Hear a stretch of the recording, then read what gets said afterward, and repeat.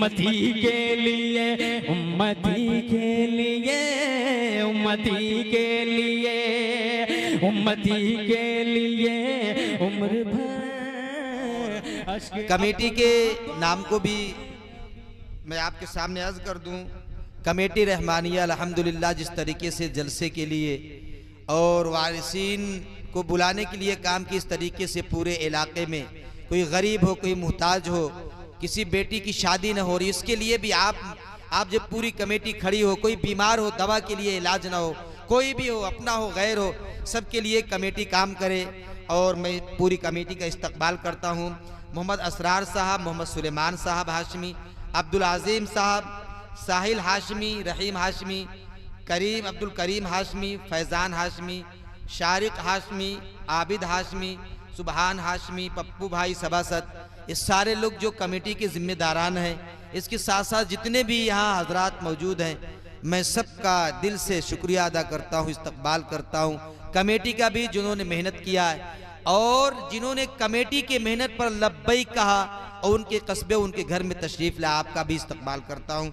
इसी के साथ अपने इस प्रोग्राम को आगे बढ़ाते हुए मैं आप ही के इलाके के एक मारूफ मशहूर आलिम दीन, ख़तीब, वो भी जाबाज ख़तीब, मुक़र्रिर हज़रत मौलाना शमीम हनफी साहब दाम बरकातुल आलिया तशरीफ़ रखते हैं। मैं उन्हें बड़े अदब एहतराम से गुजारिश करता हूँ इस शेर के साथ कि कदम कदम पे बरकतें, नफस नफस पे रहमतें, कदम कदम पे बरकतें, नफस नफस पे रहमतें, जहाँ जहाँ से वो शफी आसिया गुजर गया, जहाँ नजर नहीं पड़ी वहाँ है रात आज भी, जहाँ नजर नहीं पड़ी वहाँ है रात आज भी, वही वही सहर हुई जहाँ जहाँ गुजर गया। हजरत तशरीफ लाएं और अपने मवाज़े हसना से मुस्तफीज़।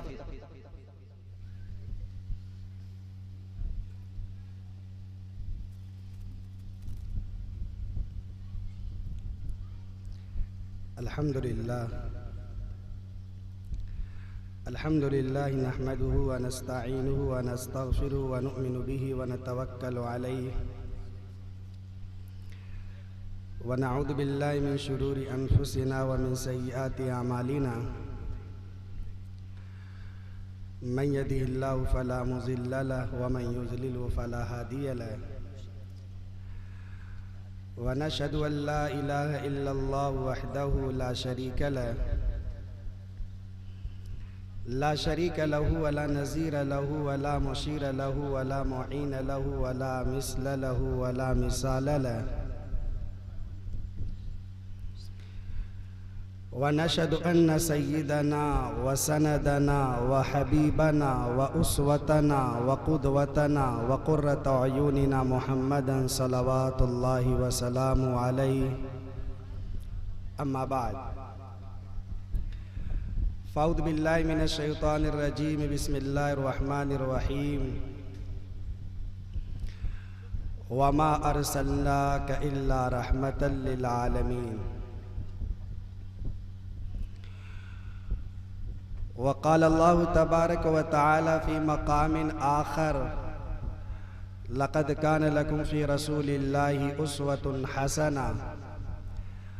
व अन अली रज़ियल्लाहु तआला अन्हु क़ाल क़ाल ली रसूलुल्लाहि सल्लल्लाहु अलैहि वसल्लम, इज़ा तक़ाज़ा इलैका रजुलान फ़ला तक़ज़ि लिल अव्वल हत्ता तस्मअ कलामल आख़र, सौफ़ तदरी कैफ़ तक़ज़ी। क़ाल अली फ़मा ज़िल्तु क़ाज़िय्यन मिन बाद औ कमा क़ाल रसूलुल्लाहि सल्लल्लाहु अलैहि वसल्लम।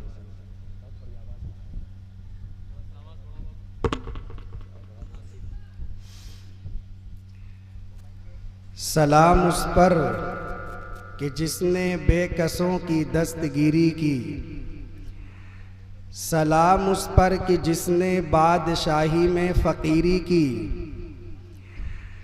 सलाम उस पर कि असरारे महब्बत जिसने समझाए, सलाम उस पर कि जिसने ज़ख्म खाकर फूल बरसाए,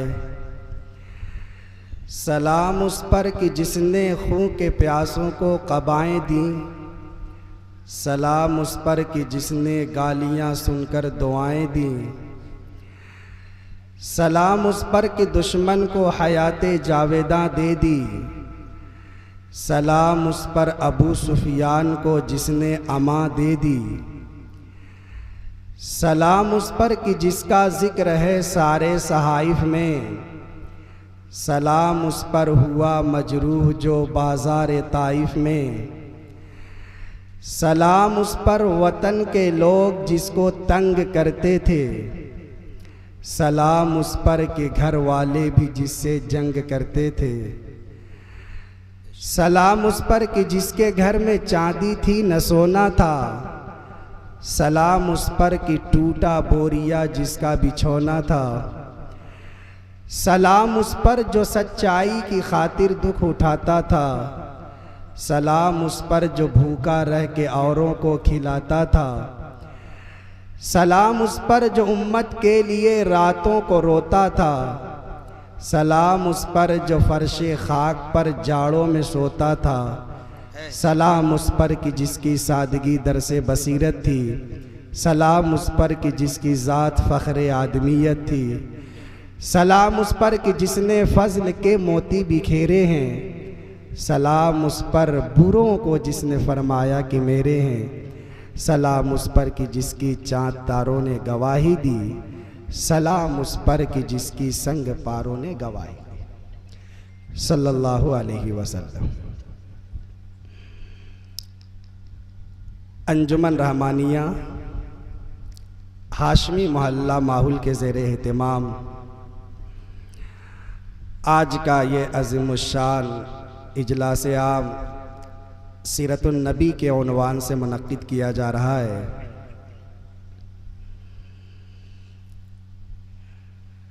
दुआ फरमाएं कि अल्लाह ताला हमारी इस हाज़िरी को कबूल फरमाए और सीरत रसूल के आईने में हमारे मुआशरे की इस्लाह फरमा दे। सीरत रसूल एक ऐसी सीरत है जिसके आईने में अपने मुआशरे की इस्लाह मुमकिन है। मुआशरे के अंदर जो बिगाड़ और मुआशरे के अंदर जो खराबियां पाई जा रही हैं, अगर आकाए मदनी इमामुल अंबिया हज़रत मोहम्मद सल्लल्लाहु ताला अलैहि वसल्लम की सीरत को और आपकी हयात तय्यबा को नज़रों के सामने रखा जाए तो इंशाअल्लाह बहुत जल्द हमारे हालात तब्दील होंगे और हमारा मुआशरा एक पाकीज़ा और साले मुआशरा बन जाएगा। लेकिन शर्त यही है कि अमल के इरादे से हमारी हाज़िरी हो, अमल के जज्बे से हमारा बैठना हो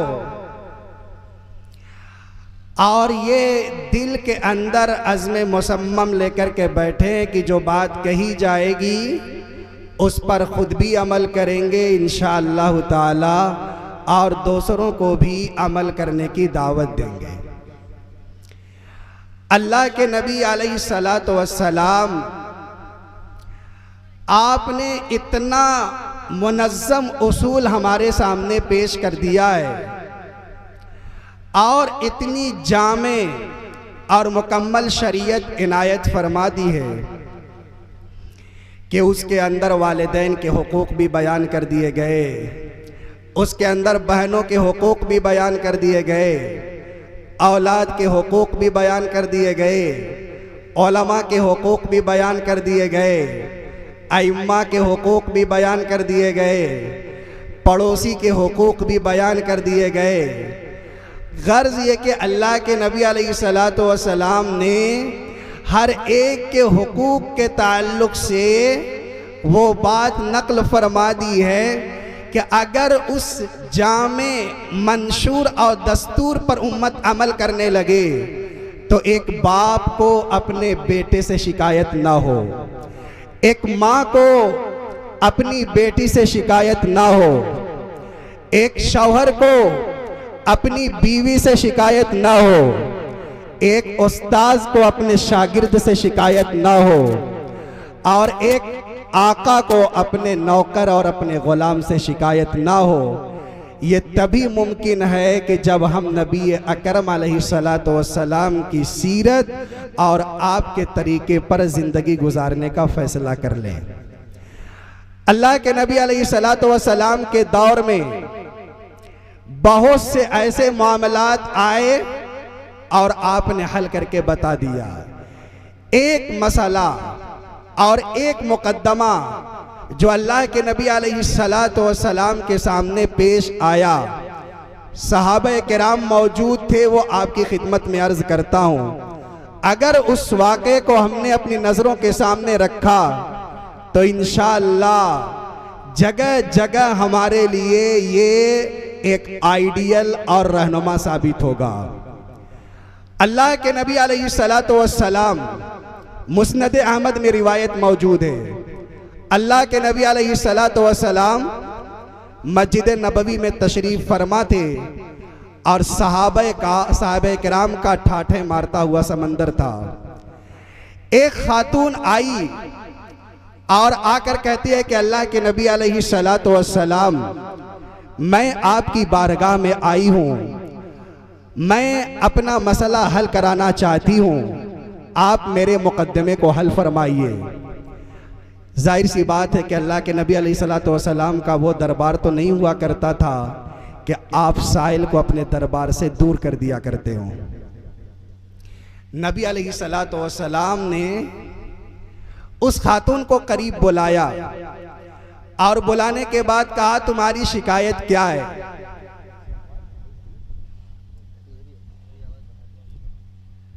आपने खातून को करीब बुलाया और कहा, तुम्हारी शिकायत क्या है, वो पेश करो। तो वो खातून कहती है कि अल्लाह के नबी अलैहिस्सलातु वस्सलाम, मैं एक बेसहारा और मजलूम औरत हूँ और मेरे शौहर की तरफ से मेरे ऊपर जुल्म किया गया है। आप मेरे शौहर को बुलाइए और बुला करके उसे समझाइए। आपने पूछा बात क्या है? तो वो खातून रो कर कहती है, आंसू बहा करके कहती है, या रसूल अल्लाह, यज़रिबुनी इज़ा सल्लैतु, जब मैं नमाज पढ़ती हूँ तो मेरा शौहर मुझे मारता है। या रसूल अल्लाह, मैं नमाज पढ़ती हूँ तो मेरा शौहर मुझे मारता है, तमाचे लगाता है, ज़रबे लगाता है। या रसूल अल्लाह, आप मेरे शौहर को बुला करके समझा दीजिए और मुझे नमाज पढ़ने की इजाज़त अता कर दी जाए। सहाबे किराम हैरान हो गए कि अजीब खातून है, ये तो दौरे रिसालत है। नमाज न पढ़ने पर मारना ये तो माहौल वालों को समझ में आता है, लेकिन नमाज पढ़ने पर मारना ये बात हमारी अकल में नहीं आती। लेकिन रिवायत मोतबर है, हदीस मोतबर है, अल्लाह के नबी के ज़माने का वाक़या है और मस्जिद नबवी के अंदर पेश आया। और सहाबा वो हैं जिनके बारे में कुरान कहता है, रज़ी अल्लाहु अन्हुम व रज़ू अन। अल्लाह ने इस दुनिया के अंदर सहाबे किराम के लिए रज़ा का परवाना अता कर दिया। अब कायनात में इससे बेहतर अंबिया के बाद कोई जमात न आई है और न सुबह क़यामत तक आ सकती है। लेकिन सहाबे किराम हैरान हो गए कि नमाज पढ़ने पर मारना, ये बड़ी हैरत की बात है। वो खातून कहती है कि हाँ या रसूल अल्लाह, मैं झूठ नहीं बोल रही हूँ, मैं सही बात कर रही हूँ। आप मेरे शौहर को बुला करके समझाइए, मेरे शौहर को बुलाइए। मेरा शौहर मुझे नमाज पढ़ने नहीं देता और मुसल्ले पर आ करके मुझे मारता है, थप्पड़ लगाता है। या रसूल अल्लाह, मेरा ये मसला हल फरमाइए। अल्लाह के नबी अलैहिस्सलातु वस्सलाम ने उसकी शिकायत को सुना। आपसे पूछना चाह रहा हूँ, आप बताएं अपने सीने पर हाथ रखकर, क्या इस्लाम औरतों को मारने की इजाज़त देता है? क्या मर्दों को यह हक हासिल है कि औरतों पर हाथ उठाए? क्या किसी शौहर को इस्लाम ने यह ऑर्डर दिया कि अपनी बीवी को मारे और तमाचा लगाए, लेकिन आज हमारे मुआशरे के अंदर ये वबा आम होती जा रही है कि मर्द हजरात अपनी बीवियों पर हाथ उठा देते हैं। बहुत सारी औरतों की तरफ से शिकायत आती है। एक खातून मदरसे पे आई और कहने लगी, मौला ये निशानात देखिए, मेरे घर वालों ने मुझे मारा है। और वाकईतन आपके सामने मैं अर्ज कर रहा हूं कि चेहरे पर काले रंग का निशान भी था, हाथ पर भी मारने के निशानात मौजूद थे। नबी अकरम अलैहिस्सलातु वस्सलाम की उम्मत क्या इस निचली सतह पर पहुंच जाएगी कि अपनी बहन बेटियों पर हाथ उठाया जाए, अपनी बीवियों पर हाथ उठाया जाए? आप जरा कुरान से पूछिए कि कुरान बता, जिसके बारे में अल्लाह ने फरमाया इन्ना हाज़ल कुरान यहदी लिल्लती हिया अक़वम, सीधा रास्ता बताने वाली ये किताब है। कुरान मैं तुझसे पूछता हूं, अलहम्द के अलिफ से लेकर वन्नास की सीन तक कुरान फैसला करके तू बता। तेरा फैसला आखिरी फैसला होगा, तेरा जजमेंट आखिरी जजमेंट होगा। कुरान तू बता, क्या औरतों को मारने की इजाजत है? आप पढ़िए, पहले पारे से शुरू हो जाइए, दूसरे पारे में जाए, तीसरे पारे में जाए, आप चले जाएं, पूरा कुरान देखते हैं तो एक मौका ऐसा मिलता है जहां बीवी को बदरजाए मजबूरी मारने की इजाजत है। कौन सा मकाम है? कुरान कहता है वल्लाती तखाफूना नुशूज़हुन्ना फ़ाइज़ूहुन्ना। कुरान कहता है कि अगर औरत नाफरमान हो जाए, औरत बदचलन हो जाए, औरत बदकिरदार हो जाए, औरत शादीशुदा होने के बाद किसी गैर मर्द से बात कर रही है, कुरान क्या कहता है? तलाक दे दो। यह दीन से नावाकिफियत की अलामत है। अब हमारे उलमा से रवाबित कमजोर हो गए, मदारिस से हमारा कनेक्शन खत्म हो गया। अब दीनी मसाइल सीखने के लिए हमारे पास वक्त नहीं है। अब तो लोग सोचते हैं कि उलमा के पास जाने की क्या जरूरत है, यूट्यूब खोलेंगे और किसी आलिम का बयान सुन लेंगे। मालूम नहीं आपको इन यूट्यूब पर और फेसबुक पर और ट्विटर पर दज्जाली किस्म की ताकतें मौजूद हैं। ऐसे ऐसे उलमा मौजूद हैं जो आपके सीने से ईमान खुरच कर बाहर कर देंगे। आप किसी की टोपी और किसी की दाढ़ी और किसी के कुर्ता पजामा पर न जाइएगा। अपने इलाके के मोतबर और मुस्तनद उलमा को अपने सर का ताज बनाया जाए, उनसे मसाइल पूछे जाएं। बेशक कुरान से पूछते, कुरान तू बता, मारने की इजाजत है? तो कुरान कहता है कि अगर औरत बदकिरदार हो जाए, मैं अपनी माँ बहनों से भी खिताब कर रहा हूं, जहां तक मेरी आवाज पहुंच रही है वो अपने काम से फारिग होकर के बात को बहुत तवज्जो से सुने। मर्दों के लिए भी बड़ी कीमती बात, औरतों के लिए भी बड़ी कीमती बात। कुरान से पूछते हैं, कुरान ये बता मारने की इजाजत है या मारने की इजाजत नहीं है? कुरान कहता है कि अगर औरतों की तरफ से बदकिरदारी वाला मामला पाया जाए, औरतों की तरफ से एराज पाया जाए, औरतों की तरफ से सरकशी पाई जाए, तो कुरान फर्स्ट नंबर पर करता है, क्या कहता है कुरान? फ़ाइज़ूहुन्ना, आप समझाइए। किससे समझाइएगा? हाथ से नहीं।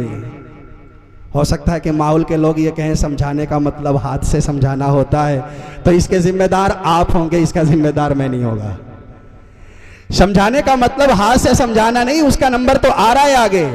समझाने का मतलब यह है कि आप प्यार से समझाइए, जुबान से समझाइए कि मोहतरमा, अल्लाह ने आपका कनेक्शन मेरे साथ जोड़ दिया है, बराहे करम अगर आप पहले किसी से बात करती रही हो तो आप नंबर ब्लॉक कर दीजिए। अब आप किसी के लिए न सजिए, अब आप किसी के लिए अपने चेहरे को न संवारिए।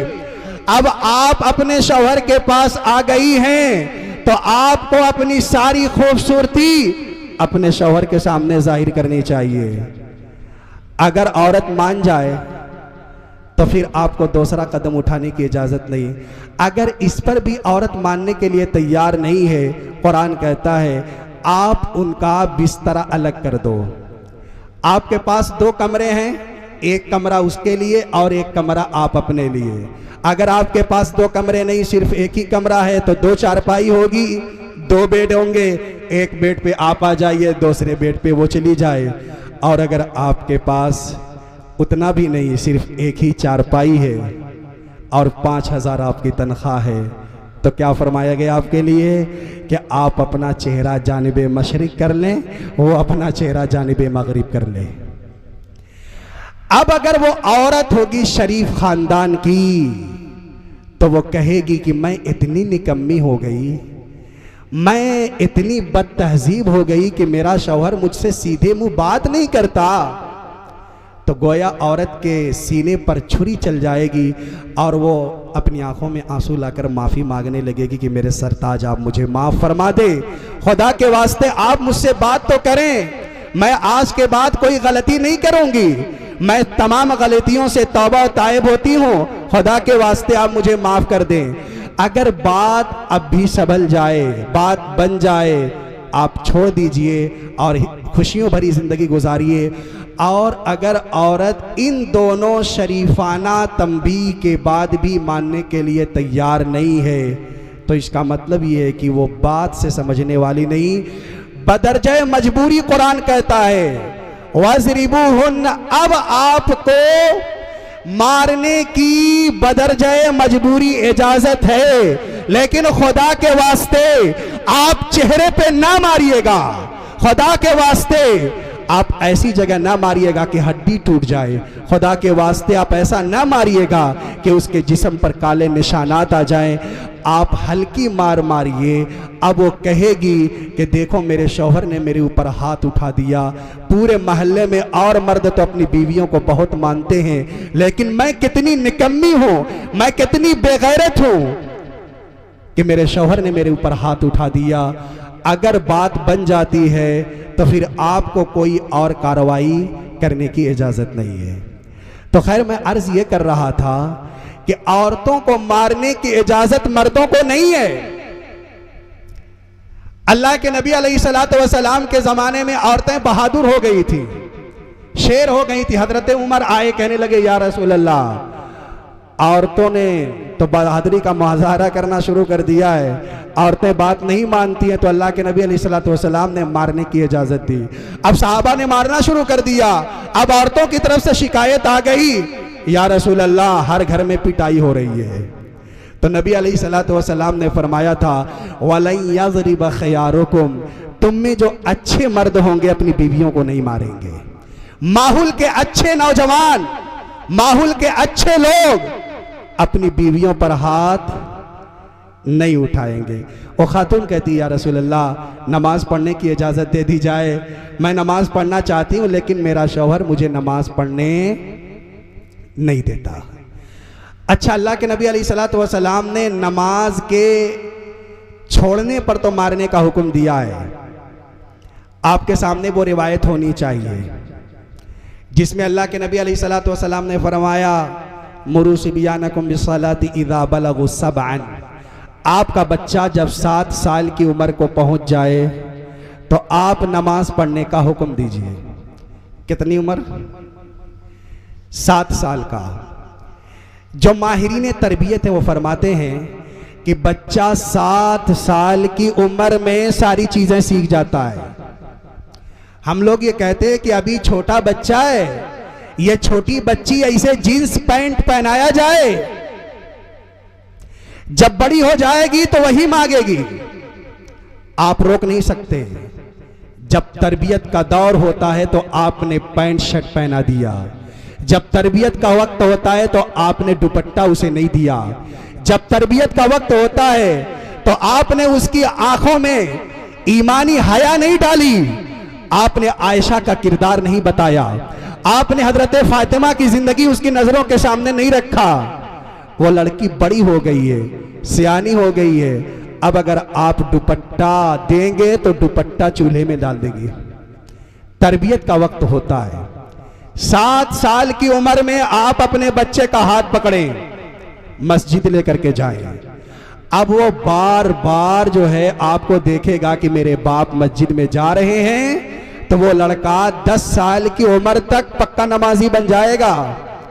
आपने देखा होगा कि जब पौधा छोटा होता है, घरों के अंदर लगाया जाता है पौधा, जब वो छोटा होता है तो कभी कभी कुछ पौधे टेढ़े होना शुरू हो जाते हैं, यानी अपनी पैदाइश के बाद से पौधे सीधे नहीं, ऊपर को नहीं आते, वो नीचे जाना शुरू कर देते हैं। तो घर वाले ईंट के जरिए से घेर देते हैं। एक मकसद ये भी होता है कि बकरियां चर न सकें, दूसरा मकसद ये होता है कि रस्सी के जरिए से उसे सीधा किया जाए।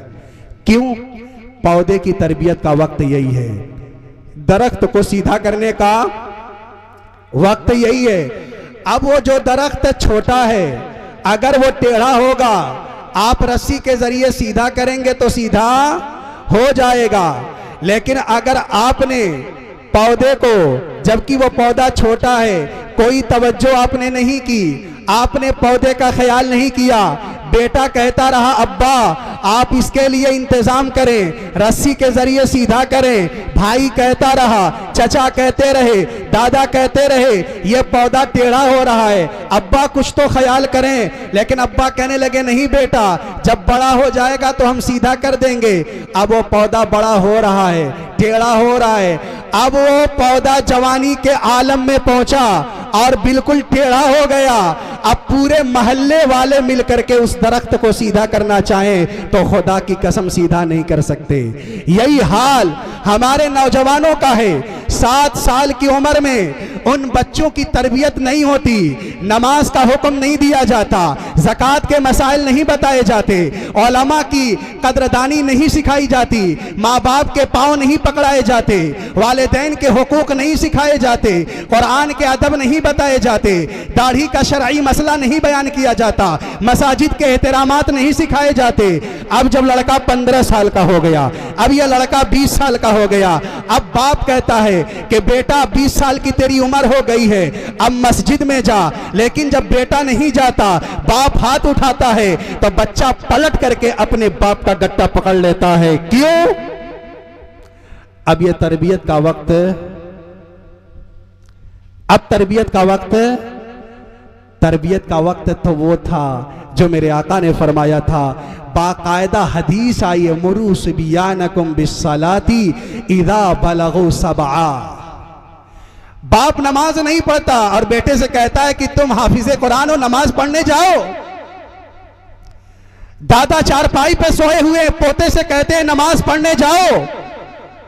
मां बैठ करके सीरियल देख रही है और अपनी बेटी से कहती है वजू बना। याद रखें, यह आपकी भूल है। मदरसे में एक नौजवान आया, कहने लगा मौलाना आप लोग क्या पढ़ाई कराते हैं, क्या आप बच्चों को सिखाते हैं? ये 10 साल का मेरा भाई है छोटा, फजर की नमाज नहीं पढ़ता। मैंने कहा अल्हम्दुलिल्लाह मदरसे में जितने बच्चे हैं सब फजर की नमाज जमात के साथ अदा करते हैं और तिलावत भी पाबंदी से करते हैं। आपका बच्चा अगर मदरसे में होता, हमारी जिम्मेदारी थी, हम उसकी गोशमाली करते, अदब सिखाते, और हमने वो काम किया मदरसे के बोर्डिंग के तलबा के साथ। लेकिन वो आपका बच्चा घर पे रहता है तो कुछ जिम्मेदारी आपकी बनती है। कहने लगा नहीं, ये आप लोग तमाशा करते। मैंने कहा ये बताओ तुमने फजर की नमाज पढ़ी है? तो फिर मुझसे निगाह नहीं मिलाया, वापस चला गया। 30 साल का नौजवान शिकायत करने के लिए मदरसे में तो आ रहा है। पहले फजर की नमाज तू पढ़, फिर उसके बाद अपने छोटे भाई से कहे। मां पहले खुद नमाज पढ़े, फिर अपनी बच्ची से कहे। दादा पहले नमाज खुद पढ़े, फिर उसके बाद अपने पोते से कहें। खुदा की कसम, अगर माँ बाप ने अपनी जिंदगी में तब्दीली नहीं की तो औलाद इमाम अबू हनीफा का किरदार नहीं अदा कर सकती। अगर माँ बाप गलत रास्ते पर होंगे तो औलाद इमाम शाफी जैसी खिदमात नहीं अदा कर सकती। अगर माँ बाप गलत रास्ते पर कायम रहे तो औलाद इमाम मालिक रहमतुल्लाह अलैह के नक्शे कदम पर नहीं चल सकती। अगर वालिदैन दुनिया के खुराफात में पड़े रहे तो औलाद इमाम अहमद इब्न हंबल जैसी इस्तिकामत वाली ज़िंदगी नहीं गुजार सकती। ज़रूरत इस बात की है कि हम में से जो बड़े हजरात हैं वो पहले मस्जिदों को आबाद करें। अगर आपकी मस्जिदें खाली हैं तो इसके जिम्मेदार वो 7 साल के बच्चे नहीं हैं, उसके जिम्मेदार वो 10 साल के बच्चे नहीं हैं, उसके जिम्मेदार वो 15 साल का यंग लड़का नहीं है, उसके जिम्मेदार 40 साल के ये अधेड़ लोग हैं, उसके जिम्मेदार 50 साल के सफेद दाढ़ी वाले बुजुर्ग हजरात हैं। अब तो बड़े हजरात भी मोबाइल लेकर के पड़े रहते हैं। अब देखिए होटल आबाद होते जा रहे हैं, आप देखें जगहों पर बैठ करके तमाशा हो रहा है। याद रखा जाए, औलाद की अगर सही तरबियत करनी है, बच्चों को इस्लामी माहौल में ढालना है, तो सबसे पहले हम में जो बड़े हैं उनको बड़ों जैसा किरदार अदा करना होगा। अगर इमाम अबू हनीफा का किरदार बड़ों ने अदा किया तो इंशाअल्लाह उनकी आने वाली नस्ल ये भी उन्हीं के नक्शे कदम पर चलेगी और माहौल साजगार होगा। अब एक बात और आपकी खिदमत में अर्ज कर रहा हूं कि मेरे आका ने फरमाया था कि जो आदमी पाबंदी के साथ जमात की नमाज नहीं पढ़ते, ऐसा भी होता है हमारे माशरे के अंदर। क्रिकेट का मैच आता है तो नमाज का एहतिमाम खत्म हो जाता है। एक क्रिकेट मैच की अहमियत नमाज से ज्यादा हो गई। कभी नाच गाने की महफिलें होती हैं तो हमारे नौजवान वहां पर भी पहुंच जाते हैं नमाजों को छोड़ करके। कितने नौजवान ऐसे हैं जो फिल्म में मस्त हो जाते हैं। आप बताइए, इतनी अजीमुशान ये नमाज है, इतनी अजीमुशान ये नमाज है कि अल्लाह ने अपने महबूब को ये तमगा अता करने के लिए अर्श पे बुलाया था। कहा मेरे महबूब धरती पे नहीं अदा करूंगा इसे, आप अर्श पे आ जाएं। चुनांचे मेरे आका पहले आसमान पे गए, हजरत आदम से मुलाकात हुई। दूसरे आसमान पे गए, हजरत ईसा और हजरत यहिया से मुलाकात हुई। तीसरे आसमान पे गए हजरत यूसुफ से। चौथे आसमान पे गए हजरत इदरीस से। पांचवें आसमान पर गए हजरत हारून। छठे आसमान पे हजरत मूसा। सातवें आसमान पर हजरत इब्राहिम अलैहिस्सलातु वस्सलाम। और फिर उसके ऊपर सिदरतुल मुंतहा, वो बैरी का दरख्त है, वहां पहुंचकर जिब्रील अमीन ने अपना हाथ जोड़ दिया, या रसूल अल्लाह अगर यकसरे मुए बरतर परम फरोगे तजल्ली बसोजत परम। या रसूल अल्लाह ये मेरा बॉर्डर है, ये मेरे लिए हदबंदी है, मैं इससे आगे नहीं जा सकता, आप जाएं। आज से पहले कोई नहीं गया, कोई पहले आसमान पे रुका हुआ है, किसी को दूसरे आसमान पे रोक लिया गया है, कोई तीसरे आसमान पे जाकर के खड़ा है, कोई बैते मामूर पर टेक लगाए है। या रसूल अल्लाह मैं फरिश्तों का सरदार, मेरा बॉर्डर ये सिदरतुल मुंतहा है, इससे आगे जाने की मुझे इजाजत नहीं। या रसूल अल्लाह अब आप जाएं। कौन गए? हजरत मूसा नहीं गए, हजरत इब्राहिम नहीं गए, हजरत दाऊद नहीं गए, हजरत सुलेमान नहीं गए, हजरत जकरिया नहीं गए। गए तो कौन गए? हम सब के आका व मौला हजरत मोहम्मद सल्लल्लाहु अलैहि वसल्लम अर्श पे गए। अर्श पे, तवज्जो से सुनिएगा, अर्श पे गए। जब भी कोई मेहमान किसी के यहाँ जाता है तो कोई तोहफा लेकर के जाता है। अच्छा मेहमान तो वही माना जाता। बच्चे भी कहते हैं वो मेहमान अच्छे थे जो 1 किलो सेब लेकर के आए थे, और वो मेहमान अच्छे थे जिन्होंने 100 रुपया हमारी पॉकेट में रख दिया। ये एक सच्चाई है। बड़े लोगों को ख्याल भी करना चाहिए, छोटे बच्चों की जेब में जरूर पैसे रखें। अगर इज्जत करानी है तो खर्च करना पड़ेगा। बहरहाल अल्लाह के नबी अलैहिस्सलातु वस्सलाम अर्श पे गए। अर्श पे गए तो अल्लाह के नबी अलैहिस्सलातु वस्सलाम ने भी कुछ तोहफा दिया होगा अल्लाह को। अल्लाह को तोहफों की ज़रूरत नहीं है, लेकिन एक निज़ाम है। अल्लाह के नबी अलैहिस्सलातु वस्सलाम तोहफा लेकर के गए। क्या तोहफा? आप अत्तहियात पढ़ते हैं, अत्तहियातु लिल्लाहि वस्सलावातु वत्तय्यिबात। अत्तहियात का तोहफा, अस्सलावात का तोहफा और अत्तय्यिबात, ये 3 तोहफे। अत्तहियात के माने आते हैं जुबान से अदा की जाने वाली इबादत, ये समझ लीजिए माइक के जरिए जो अंजाम दी जा रही है ये भी ज़ुबानी इबादत है। आप जुमा के दिन असर के बाद अपनी जगह बैठे रहते हैं और वहीं बैठे बैठे 80 मरतबा दरूद पढ़ते हैं आकाए मदनी हज़रत मोहम्मद सल्लल्लाहु अलैहि वसल्लम पर। अल्लाहुम्मा सल्लि अला मुहम्मदिन नबिय्यिल उम्मी व अला आलिहि वसल्लिम तस्लीमा। अगर आप 80 मरतबा पढ़ेंगे, हदीस पाक के अंदर आया 80 साल के आपके गुनाह माफ कर दिए जाएंगे। ये कौली इबादत है। आप जिक्र करते हैं ला इलाहा इल्लल्लाह मुहम्मदुर रसूलुल्लाह, ये कौली इबादत है। मेरे आका फरमाते हैं कौली इबादत अल्लाह आपके लिए, वस्सलावात बदनी इबादत। आप नमाज पढ़ते हैं, एक्सरसाइज होती है कि नहीं होती है? आपको रुकू करना पड़ता है, आपको रुकू करना पड़ता है, आपको सजदा करना पड़ता है, आपको उठना पड़ता है, आपको खड़ा होना पड़ता है, आपको बैठना पड़ता है। ये बदन की एक्सरसाइज हो रही है और बड़े फवायद है।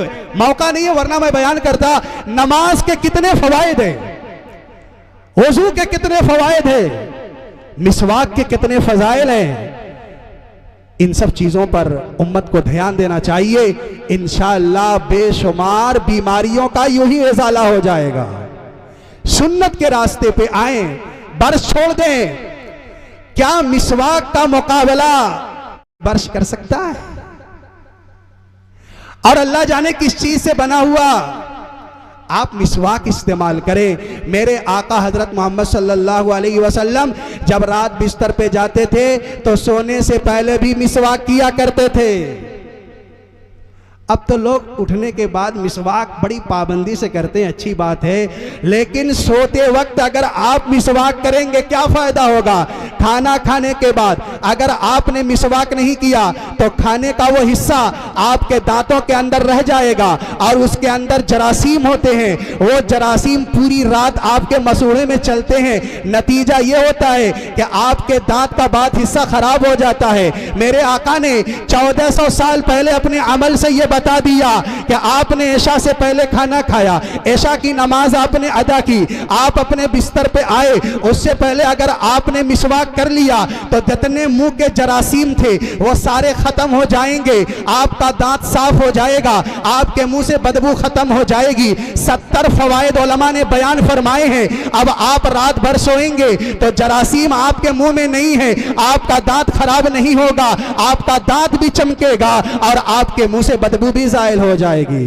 तो सुन्नत के रास्ते पे आए, ज्यादा स्मार्ट बनने की कोशिश न करें। फैशन के इस दौर में अल्लाह हिफाजत फरमाए, मर्द भी बिगड़ते जा रहे हैं, औरतें भी नंगी होती जा रही हैं। आए सुन्नत के रास्ते पे, आए मेरे आका के रास्ते पे, आए हजरत उमर के रास्ते पे। हजरत उमर के पास वो एसी नहीं हुआ करता था। मैं एसी की मुखालफत नहीं करता, लेकिन हमारी कौम ऐश परस्ती में मुब्तला हो गई है। आराम आराम आराम। हजरत उमर की जिंदगी को देखो, जब बैतुल मुक़द्दस फतह करने के लिए जा रहे थे तो कपड़े पर 17 पैबंद के निशानात थे हजरत उमर रजी अल्लाह ताला अन्हु के। और आपने अपने गुलाम के साथ कैसा मुनसिफाना अमल और किरदार पेश किया था कि आप दौरे फारूकी को पढ़े कि आपका खादिम एक मर्तबा जमीन पर है, आप ऊपर सवारी पर हैं, और कभी हजरत उमर जैसा 24 लाख मुरब्बा मील पर हुकूमत करने वाला फारूक आजम, जिसको देख करके शैतान अपना रास्ता तब्दील कर दिया करता था, हजरत उमर नीचे हैं। गुलाम कांप जाता है, कहता है मेरे आका ये गुस्ताखी तो न करवाइए। लेकिन फारूक आजम का जवाब था कि दुनिया जब उमर की तारीख पढ़ेगी तो कहेगी कि उमर तूने सवारी की थी और अपने गुलाम को पैदल चलाया था। कल खुदा के दरबार में उमर क्या जवाब देगा? सुनो सुनो, ये अदल सिखाया है, ये इंसाफ सिखाया है हर दुनिया के आकाओं को कि अपने मालिक अपने गुलामों के साथ भी वैसा सलूक करो जैसे हजरत उमर ने अपने खादिम के साथ किया था। अब उन लोगों ने बैतुल मुक़द्दस ऐसे ही आपको दे दिया बगैर लड़े हुए, अल्लाह से दुआ फरमाएं कि पूरी दुनिया के अंदर मुसलमानों पर जुल्म व तशद्दुद हो रहा है, और ख़ास तौर से फ़लस्तीन की सरज़मीन पर हम यहाँ पर आसानी के साथ हैं, आराम के साथ हैं। वहाँ पर माएँ शहीद हो रही हैं, बच्चे शहीद हो रहे हैं, मदारिस उजाड़े जा रहे हैं, कुरान जलाया जा रहा है। मैं ज़रूरत इस बात की महसूस करता हूँ, अपनी दुआओं में ज़रूर याद करें उम्मत मुस्लिमा को। अल्लाह ताला उनके घरों को आबाद फरमाए, अल्लाह उनकी शहादतों को कबूल फरमाए, अल्लाह उनकी कुर्बानियों को कबूल फरमाए, अल्लाह उनको हौसला अता फरमाए, अल्लाह उनको साबित कदमी अता फरमाए। तो खैर, मैं अर्ज़ ये कर रहा था कि अल्लाह के नबी अलैहिस्सलातु वस्सलाम कहाँ पहुँचे? अर्श पे। क्या तोहफा दिया था? अत्तहियातु लिल्लाहि वस्सलावातु वत्तय्यिबात। ऐ अल्लाह, कौली इबादत, बदनी इबादत, माली इबादत, यह तीन तोहफा दरबार खुदाबंदी में पेश कर दिया अल्लाह के नबी अलैहिस्सलातु वस्सलाम ने। अच्छा ये बताइए, अल्लाह के नबी अलैहिस्सलातु वस्सलाम कोई खाने पीने वाली चीज़ क्यों नहीं लेकर के गए थे? अजवा खजूर लेकर के चले जाते। एक साहब कह रहे मौलाना ये अजवा खजूर है, नबी अकरम अलैहिस्सलातु वस्सलाम ने अपने दस्ते मुबारक से लगाया था इसके दरख्त। आज भी बड़ी कीमती होती है। अल्लाह हमें बार बार और आपको भी बार बार खाने की तौफीक अता फरमाए। बड़े फ़वाइद हैं उसके। जैतून का तेल कसरत से इस्तेमाल करें। अगर अल्लाह ने आपको इस्तिताअत दी है, अब जो अगयार हैं उन्होंने ये सरसों के तेल और ये रिफाइन वगैरह छोड़ दिया, अब वो अरब से मंगा करके जैतून का तेल इस्तेमाल करते हैं। और मुसलमान बस बिल्डिंग बनाने में, कारोबार चमकाने में, आला से आला गाड़ी, चमचमाती हुई कार निकालने में। और एक साहब कहने लगे अभी एक हफ्ता पहले, मौलाना ये मेरा मोबाइल 96,000 का है, और कॉलर टाइट करके कह रहे थे। खैर, ये मुसलमान नामवरी में मरता जा रहा है, शोहरत में मरता जा रहा है। ज़रूरत इस बात की है कि जिनको अल्लाह ने इस्तिताअत अता फरमाई है, जैतून का तेल अगर आप इस्तेमाल करें, मेरे आका ने पूरी जिंदगी वही इस्तेमाल किया था, आपके बॉडी के अंदर कोई नस ब्लॉक नहीं हो सकती। आजकल जो हार्ट अटैक के मामलात आ रहे हैं, आजकल जो अमराज आ रहे हैं, और आजकल जो तरह तरह की बीमारियां पाई जा रही हैं, जिसके लिए आपको लखनऊ और मुंबई तक का सफर करना पड़ रहा है, आप नबी के खानों पर आ जाइए, आप नबी के दस्तरखान पे आ जाइए, आप नबी के मामूलात पर आ जाएं, तो इंशाअल्लाह बहुत सारी बीमारियों का इजाला हो जाएगा। अल्लाह के नबी अलैहिस्सलाम अजवा खजूर लेकर नहीं गए थे, जमजम का पानी लेकर के नहीं गए थे कि 1 लीटर अल्लाह के लिए जमजम का पानी। क्यों? अल्लाह खाने से पाक है और अल्लाह पीने से पाक है। अल्लाह सोता नहीं, अल्लाह को नींद नहीं आती, और अल्लाह हमारी इबादतों का मोहताज भी नहीं है। पूरी उम्मत अगर सजदे में पड़ जाए, अल्लाह की खुदाई में इजाफा होने वाला नहीं है। और दुनिया के सारे हुक्मरान, दुनिया की सारी आवाम, दुनिया के सारे पढ़े लिखे लोग, दुनिया के सारे नाखादा लोग, चाहे जिस तबके से हो, चाहे वो अरब के हों, चाहे वो अजम के हों, चाहे दुनिया के किसी भी खित्ते से ताल्लुक़ रखने वाले हों, सारी दुनिया सजदे से इनकार कर दे, अल्लाह की शान किब्रियाई में ज़र्रा बराबर कमी आने वाली।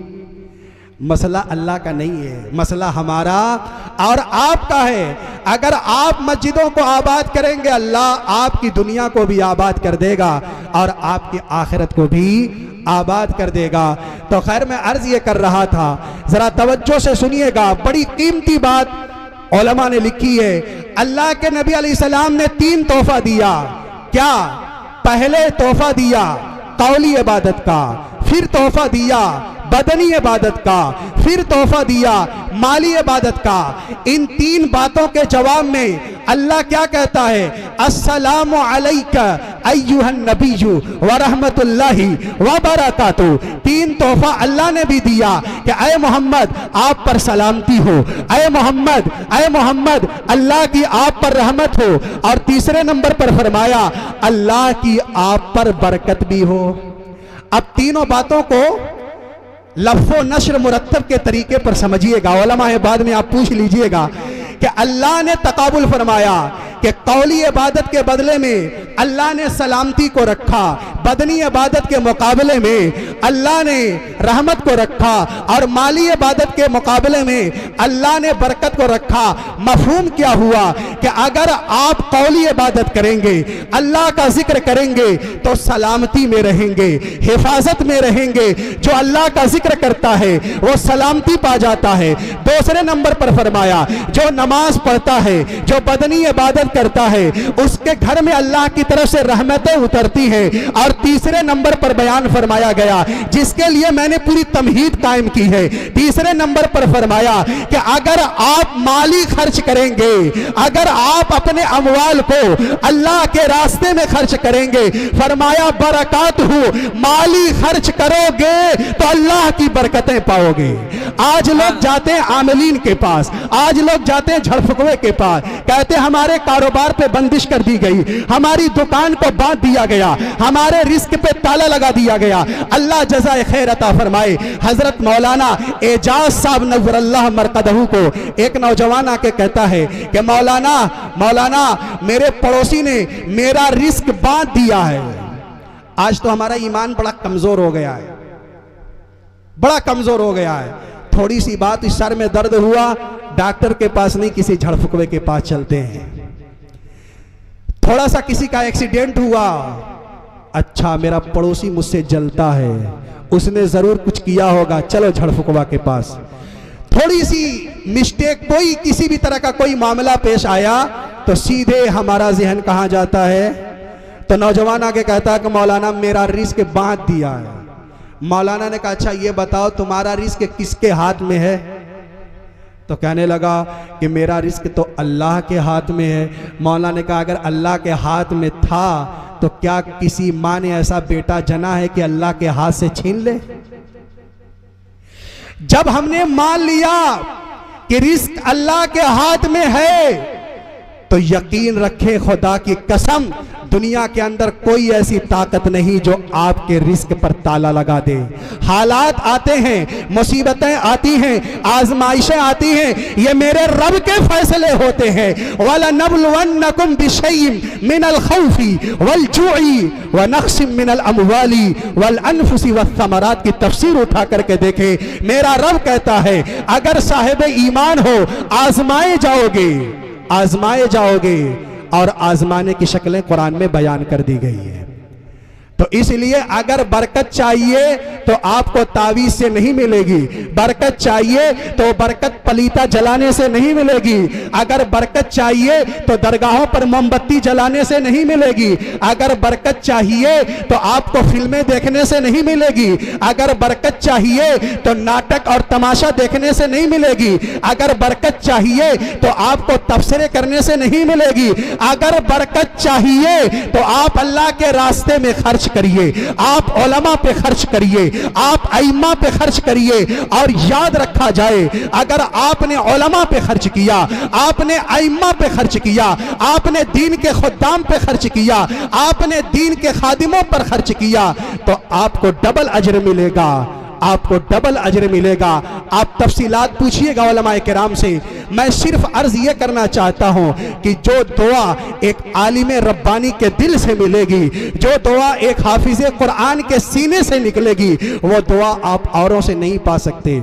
अच्छी बात है आपका कारोबार अच्छा है, अच्छी बात है आपकी गाड़ी अच्छी है, अच्छी बात है आपके मकानात अच्छे हैं, आपके महीने की आमदनी 1-2 लाख रुपए है, तो कम से कम इतना तो जरूर होना चाहिए कि अपने मोहल्ले का इमाम जिसकी तनख्वाह 3 से 5 हजार रुपए है, खुदा के वास्ते अगर आपने अपने मालों में से कुछ हिस्सा अपने इमाम के लिए मुकर्रर कर दिया तो अल्लाह के रहमत के फरिश्ते भी आपके माल में बरकत की दुआ करेंगे। और एक आलिम का मकाम कितना ऊंचा है, आप कंजुल उम्माल की 4थी जिल्द उठाइएगा। हजरत जाबिर फरमाते हैं जब जन्नती लोग जन्नत में पहुंच जाएंगे, अवामुन नास भी पहुंच जाएंगे, उलमा भी पहुंच जाएंगे, अल्लाह अपनी नेमतों की बारिश कर देगा।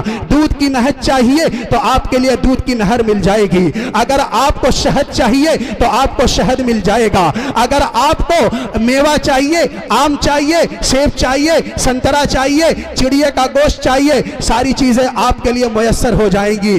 अब उसके बाद अल्लाह अवाम से खिताब करेगा, मालदारों से खिताब करेगा, दीन के खादिमों से खिताब करेगा, इन तुज्जार से खिताब करेगा जो लोग अमानत के साथ, सदाकत के साथ कारोबार किया करते थे।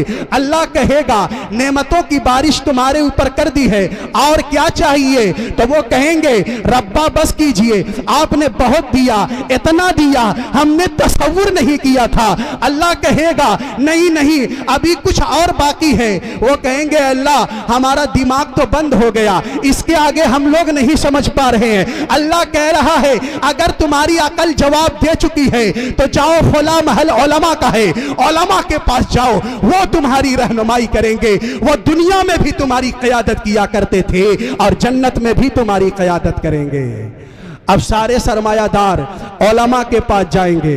अब सारे सरमायादार में वो नहीं आएंगे जो नमाजें छोड़ते हैं, जो रिश्वत का कारोबार करते हैं, जो सूदी कारोबार करते हैं, जो हराम के अमवाल अपने पेट में दाखिल करते हैं, वो नहीं आएंगे। मैं सरमायादार से उन सरमायादार को मुराद लेता हूँ कि जो हलाल कमाते हैं, हलाल खर्च करते हैं। और अल्हम्दुलिल्लाह मुसलमानों की अक्सरियत है, अल्लाह ने काफ़ी अमवाल से नवाजा, अपने अमवाल में से गरबा का हक भी निकालते हैं। अल्लाह अपने अमवाल में से वो ज़कात भी अदा करते हैं और उलमा पे खर्च भी करते हैं। उनकी आमदनी का जरिया साफ है, सुथरा है, वो हलाल माल खाते हैं और तिजारत करते हैं तो झूठ नहीं बोलते, अमानत के साथ तिजारत करते हैं। अल्लाह कहता है, अल्लाह के नबी फरमाते हैं अत्ताजिरु सदूकुल अमीन मअन नबिय्यीना वस्सिद्दीकीना वश्शुहदाई वस्सालिहीन। जो लोग तिजारत करते हो अमानतदारी के साथ और सदाकत के साथ, कल कयामत के दिन ऐसे ताजिरों को अंबिया के साथ खड़ा किया जाएगा, सिद्दीकीन के साथ खड़ा किया जाएगा, शुहदा के साथ किया जाएगा और सालिहीन के साथ खड़ा किया जाएगा। अब ये नेक हजरात जब उलमा के पास पहुंचेंगे, हाथ जोड़कर कहेंगे हमारे रहनुमा आप थे, हमारे आइडियल आप थे, बताइए। अब उलमा कहेंगे लहुम फीहा मा यशाऊन व लदैना मजीद। ऐ अल्लाह मजीद बाकी है। मजीद वो जो हलवे की शक्ल में होता है, बाद जगह हलवा कहते उसे, वो मुनाफे वाला, वो तो बाकी है। ऊपर से अल्लाह कहेगा हाँ तुम्हारी अक्लों में वो बात नहीं आई थी लेकिन उलमा ने बता दिया है, हाँ एक चीज बाकी है। अल्लाह कहेगा अब मैं अपना दीदार कराता हूं। तो कल कयामत के दिन जो ईमानदार सरमायादार हैं उनको जन्नत में अल्लाह का दीदार मिलेगा तो उलमा की रहनुमाई से मिलेगा। यह है एक आलिम का मकाम, यह है एक आलिम का मर्तबा। उलमा अगर सो जाएं तो उनका सोना भी इबादत है। हो सकता है कि माहौल में कोई बंदा एतराज कर दे कि मौलाना सोने को इबादत का दर्जा कब दिया गया? तो मेरा जवाब ये होगा, आप बताइए, आपने आलीशान महल तामीर किया है अपने घर का, आप बताइए, आप बढ़ई को बुलाते हैं कि हमारी ये लकड़ी इसका दरवाज़ा बनाना है। अब वो अपने आले को अपने औजार से बनाता है, लेकिन जब औजार कुंद हो जाता है तो थोड़ी देर के लिए क्या करता है? थोड़ी देर के लिए अपने औजार को ठीक करता है, उसकी धार को तेज करता है, थोड़ी देर सस्ताता है। आप बताइए क्या उतनी देर की आप मजदूरी काटते हैं? कि मैंने तो आपको बुलाया था कि दरवाज़ा बनाना है, हथियार तेज करने के लिए तो मैंने आपको नहीं बुलाया था, औजार की धार तेज करने के लिए तो नहीं बुलाया था, आपकी मजदूरी नहीं मिलेगी। लेकिन नहीं, हर आदमी यही कहेगा, क्या मजदूरी आपको दी जाएगी, इसलिए कि आपकी धार तेज करना काम में शुमार होता है। ये उलमा जिन्होंने सुबह फजर बाद से लेकर के मगरिब तक दर्स दिया, मगरिब बाद भी कुरान की तिलावत करते रहे, ऐशा बाद भी कुरान की तिलावत करते रहे। अब 10 और 11 बजे जब आराम करते हैं तो ये सो करके अपने धार दिमाग की तेज करते हैं। मेरा रब कहता है ये सोना भी इबादत में शुमार होगा, मैं आपका हिस्सा नहीं काटूंगा। इसीलिए हदीस पाक के अंदर फरमाया गया कि उलमा के कलम की स्याही, उलमा के कलम की स्याही शहीदों के खून से बड़ा दर्जा रखती है। और इसकी 5 वजूहात हैं, लेकिन इस मुख्तसर नशिस्त में मैं आपके सामने नहीं बता सकता। उलमा के कलम की स्याही शहीदों के खून से ज्यादा दर्जा रखती है। कल कयामत के दिन शहीद का खून रखा जाएगा। वो शहीद जिसने अपने सर पे कफन बांधकर मैदान जंग में आया, अपने बच्चों को यतीम कराया, अपनी बीवी को बेवा कराया, अपने वतन अजीज को छोड़ा, एक दीन की सरबलंदी के लिए अपना सर अपने हाथ पर रख करके आता है, इस्लाम की सरबलंदी के लिए, अल्लाह के कलमे को बुलंद करने के लिए, लेकिन जामे शहादत को नोश कर देता है, उसके बदन के चीथड़े हो जाते हैं। और दूसरी तरफ एक आलिम रब्बानी अपने मसनदे दर्स पे बैठ करके एक तलबा को कुरान की आयतें लिखना सिखाता है, कुरान पढ़ना सिखाता है, सूरह फातिहा सिखाता है, सूरह इखलास सिखाता है। अल्लाह के नबी अलैहिस्सलातु वस्सलाम फरमाते हैं कल मीज़ान अमल के अंदर एक तरफ शहीद का खून रखा जाएगा और दूसरी तरफ उलमा के कलम की स्याही रखी जाएगी। उलमा के कलम की स्याही का दर्जा बढ़ जाएगा शहीद के खून से। आप बताएं कितना ऊंचा मकाम है एक आलिम रब्बानी का। इसलिए जहां अल्लाह के दीन पर खर्च करना है वहां जरूरत इस बात की है, खुदा के वास्ते इन आइम्मे मसाजिद का जरूर ख्याल किया जाए, आइम्मे मसाजिद का जरूर ख्याल किया जाए। अल्लाह ताला तमाम लोगों को हिदायत अता फरमाए। अल्लाह ने अमवाल में बरकत तभी रखी है जब उसमें से खर्च होगा। मिसाल अर्ज करो, अगर आप बाल नहीं कटाएंगे तो एक सतह पर जाकर रुक जाएंगे। अगर आपको बाल बड़े करने हैं तो आपको थोड़ा थोड़ा काटना होगा।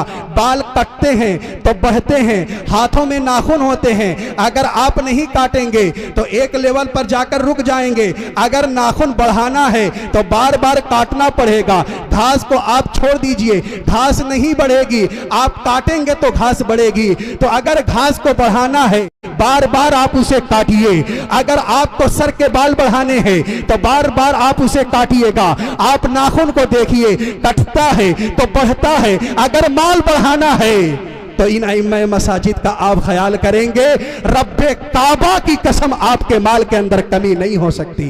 आप अपनी जेब पे नजर ना रखें, आप मालिकुल अर्श के खजाने पर नजर रखें, उलमा की ताजीम करें। एक मिसाल और अर्ज करता हूं। एक मर्तबा मेवात से हम लोग दिल्ली आ रहे थे तो रास्ते में एक साहब कहने लगे, मौलाना आजकल के जो उलमा हैं और बड़े दीनदार नहीं हैं। मैंने कहा माशाल्लाह, आप तो तहज्जुद के पाबंद होंगे, आप तो बड़े दीनदार होंगे ना। आपने उंगली उठाई है उलमा पर। आलिम चाहे जैसा हो, वारिसे अंबिया उलमा ही हैं। एक बाप है, अगर उसकी औलाद चाहे जितनी नाकारा हो फिर भी कहता है कि मेरी औलाद है, उसका ख्याल करता है। ये कैसे नामुमकिन है कि अल्लाह अपने नबी के जानसीन को रायगा कर दे। हजरत इमाम मालिक, हजरत इमाम मोहम्मद रहमतुल्लाह अलैह का इंतकाल हुआ, किसी ने ख्वाब में देखा। इमाम मोहम्मद आप इरशाद फरमाए कि अल्लाह ताला ने आपके साथ क्या किया। कुछ ख्वाब अज कबीले मुबश्शिरात हुआ करते हैं। नबूवत का दरवाजा तो बंद हो गया, लेकिन मुबश्शिरात अच्छे ख्वाब का सिलसिला मौलाना नसीम साहब है, आप बाद में पूछेगा। कुछ ख्वाब अज कबीले मुबश्शिरात होते हैं, ये उसी कबील से है। हजरत इमाम मोहम्मद रहमतुल्लाह अलैह को ख्वाब में किसी ने देखा कि हजरत अल्लाह ने आपके साथ क्या फरमाया। तो इमाम मोहम्मद ने जवाब दिया था, अल्लाह ने मुझे अपनी बारगाह में खड़ा किया और कहा, ऐ इमाम मोहम्मद, मैंने तुझे इल्म इसलिए नहीं दिया था कि जहन्नम की आग में दाखिल करूं। मैंने तुझे इल्म नहीं दिया था, मैंने तुझे नबी का वारिस इसलिए नहीं बनाया था कि तेरे महबूब को तकलीफ पहुंचाऊं, मैंने इल्म इसीलिए दिया था ताकि जन्नत में तेरा ऊंचा मकाम हो। यह कह करके इमाम मोहम्मद रहमतुल्लाहि अलैह ख्वाब में मुस्कुराते रहे और सामने वाले की नींद टूट गई। और फिर उसके बाद लोगों को बताया और बताया गया कि यह ख्वाब बिल्कुल दुरुस्त है। अल्लाह ताला ने हजरत इमाम मोहम्मद रहमतुल्लाहि अलैह की मगफिरत का ऐलान कर दिया है। सुभान अल्लाह, बेशक। तो ये उलमा हर दौर के अंदर कायदाना किरदार अदा करते हैं, पांचों उंगली बराबर नहीं होती। तो खैर उन्होंने कहा कि आजकल के उलमा उनकी दुआओं में तासीर नहीं है। जरा इस जुमले पे गौर करिएगा। पहले के उलमा होते थे, बारिश नहीं होती थी हाथ उठा देते थे, हाथ नीचे नहीं होते थे कि आसमान से बारिश, इसका मतलब वो अल्लाह वाले थे। अब मौलाना मोहम्मद कासिम अन्नानोतवी रहमतुल्लाहि अलैह, हाजी इमदादुल्लाह मुहाजिर मक्की रहमतुल्लाहि अलैह, शेखुल इस्लाम मौलाना हुसैन अहमद मदनी रहमतुल्लाह अलैह, ख्वाजा निजामुद्दीन औलिया रहमतुल्लाहि अलैह, हकीमुल इस्लाम कारी मोहम्मद तय्यब साहब रहमतुल्लाह अलैह, कारी सिद्दीक साहब बांधवी रहमतुल्लाहि अलैह, इन अकाबिर की आप जिंदगियों को पढ़िए। बाज वाकयात ऐसे मिलते हैं, कहा जाओ हो जाएगा तो वो हो जाया करता था। तो कहने लगे कि वो तो अब कासिम नानोतवी चले गए, अब सुल्तान सलाहुद्दीन अय्यूबी चले गए, इमाम बुखारी का जनाजा उठ चुका, इमाम मुस्लिम कब्र के अंदर मौजूद हैं, हजरत इमाम मोहम्मद रहमतुल्लाहि अलैह अब इस दुनिया के अंदर बाकी ना रहे। तो अगर आज के उलमा भी अपने दुआओं की तासीर दिखा दे तो उलमा के कदमों में बैठ जाएंगे, इसलिए कि ये उलमा भी उन्हीं के नक्शे कदम पर हैं। इतनी दुआ की जा रही है अल्लाह हालात तब्दील कर दे, लेकिन अल्लाह कह रहा है कि मैं हालात तब्दील नहीं करूंगा, तो इसका ठीकरा उलमा के सर पे डाल दिया जाए। अच्छा, दुआ के कबूल होने का मतलब आप समझ लीजिए। हजरत मूसा अलैहिस्सलातु वस्सलाम ने कहा था, ऐ अल्लाह फिरौन सरकस हो गया और फिरौन के दरबारी हामान और सारे लोग सरकस हो गए। ऐ अल्लाह फिरौन को दरियाए नील के अंदर गर्क कर दे। आप तफसीर उठा करके देखिएगा। इमाम हजरत मूसा अलैहिस्सलाम ने 1 साल दुआ की, अल्लाह ने कहा ठीक है कबूल मैंने कर लिया।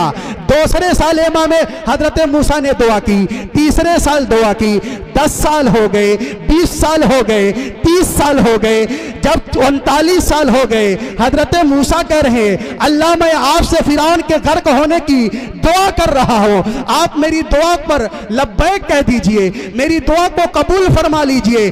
जब 40 साल हुए हैं अल्लाह ने तब मूसा अलैहिस्सलाम की दुआ को कबूल किया है और फिर उसके बाद फिरौन को नील के दरिया में गर्क किया। वक्त के पैगंबर की दुआ 40 साल के बाद कबूल होती है। और ये कहा जा रहा है कि आज के उलमा हाथ उठा दें तो इसी वक्त बारिश हो जाए। गौर करिएगा, वक्त के पैगंबर की दुआ, कोई वक्त के पैगंबर से बढ़ सकता है? अल्लाह मसलहत देखता है, बंदों का फायदा देखता है, उसी एतबार से ऐसा करता है। तो कहने लगे बाद के उलमा सहाबा जैसे नहीं रहे और आज के उलमा ताबईन जैसे नहीं रहे, आज के उलमा इमाम बुखारी जैसे नहीं रहे। तो मैंने उनके सामने अर्ज किया था, जरा तवज्जो के साथ सुनिएगा।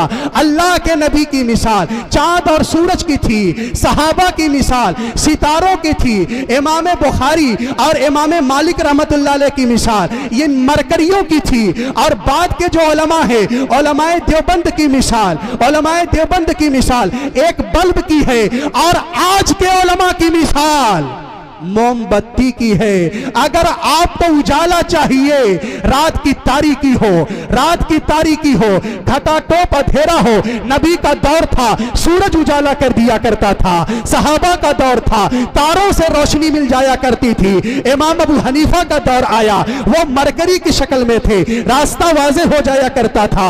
उलमाए देवबंद की मिसाल आई है, वो उन्होंने बल्ब का किरदार अदा किया है। और याद रखिएगा आज के उलमा ये मोमबत्ती की शक्ल में है।